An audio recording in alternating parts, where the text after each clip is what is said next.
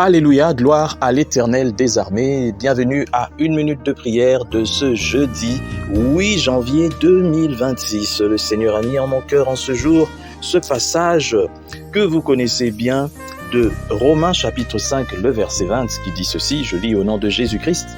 Là où le péché abondait, la grâce a surabondé. Là où le péché abondait, la grâce a surabondé. Alors, une jeune fille raconte sa conversion au Christ après une vie très éloignée de Dieu. Elle poursuit en disant « Je me suis alors souvenu du seul verset de la Bible que je connaissais.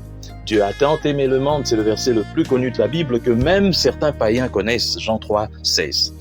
Alors, la même Bible qui me condamnait portait en elle-même les promesses qui pouvaient me sauver, dit la fille. Qui a donné mon adresse à la grâce de Dieu? La grâce est venue vers moi. Mon frère, ma sœur, vous savez, il y a une vérité que deux fois nous oublions.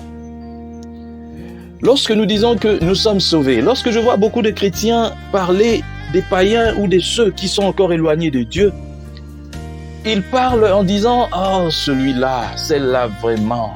Les gens maintenant, au fait, se sont tournés vers Dieu. Mais lui, il continue toujours telle vie, telle mauvaise vie. Ah non, oh cette fille, vraiment, au lieu de faire ceci. Mais nous, les chrétiens, nous oublions quelque chose. La grâce n'est pas seulement pour nous qui avons déjà cru. La grâce est aussi agissante pour ceux-là qui sont encore dans le monde et dans le péché. Et d'ailleurs, elle est plus agissante pour eux, parce que nous avons déjà accepté la grâce. Nous sommes déjà témoins. Mais il y en a qui sont encore dans le monde, c'est à nous de leur apporter le message de grâce. Oh, que de messages de condamnation dans l'Église ces derniers temps. Tout le monde critique tout le monde, mais personne ne veut apporter la grâce à tout le monde. Si la personne que toi tu critiques, tu crois vraiment que cette personne est éloignée de Dieu, commence à prier pour cette personne afin que la grâce de Dieu descende sur cette personne. Voilà pourquoi, lorsque je vais dans les églises pour prêcher, j'ai toujours dit, lorsque tu prêches, toi, tu passes devant, tu veux prêcher, tu veux être sur les affiches, tu veux qu'on parle de toi comme prophète, prophétesse, comme pasteur, comme tout ce que tu veux. C'est bien beau. Mais lorsque tu es là devant, en train de prêcher, et que dans ta vie de tous les jours, tu ne reconnais même pas que la grâce, elle peut être agissante pour ceux-là que tu critiques, ça c'est un problème. Voilà pourquoi j'ai toujours dit, celui qui passe son temps, ou celle qui passe son temps, à critiquer les autres, à rejeter les autres, à condamner les autres, ne peut pas apporter l'évangile aux autres, ne peut pas être gagneur, gagneuse d'âme. Tu ne peux pas être témoin de Jésus-Christ, serviteur de Jésus-Christ, lorsque tu portes des jugements sur les gens. Ah non, vraiment, celui-là, il est perdu. Et ils disent ça même des gens avec lesquels ils fréquentent la même église. Mais ça, c'est vraiment une honte. Mais tu prêches quoi quand tu passes devant? La grâce de Dieu, elle est là pour tout le monde. Même pour les gens que toi, tu penses vraiment être, je ne sais pas, des sorciers. Les gens, je ne sais pas comment. La grâce de Dieu est pour toutes ces personnes. Parce que toi, tel que tu es là, tu n'es meilleur que personne.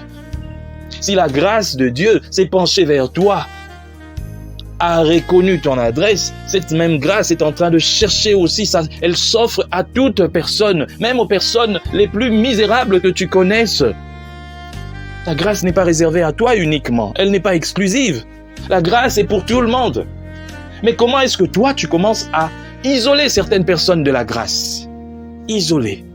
Parce que toi, tu penses être le meilleur. Ah, moi, je suis mieux, je suis mieux que tel. Moi, je suis mieux. Ah non, eux là, ils veulent pas abandonner le péché. Moi, je suis mieux. Mais qu'est-ce que tu as déjà fait pour parler à ces gens? Quand tu leur parles, tu n'apportes pas de message du genre de condamnation, mais parle de ce qui a été transformé en toi, que le monde aussi voit, pour que les gens comprennent que, effectivement, la grâce de Dieu a agi en toi. Parce que celui qui reconnaît la grâce de Dieu ne peut que changer. Tu ne peux pas, lorsque tu te rends compte de là d'où tu viens, de ta condition minable, de ce qui devait être ta fin, et que maintenant tu vois ce que la grâce peut faire dans ta vie, tu ne peux que louer Dieu, tu ne peux que changer, tu ne peux que servir Dieu.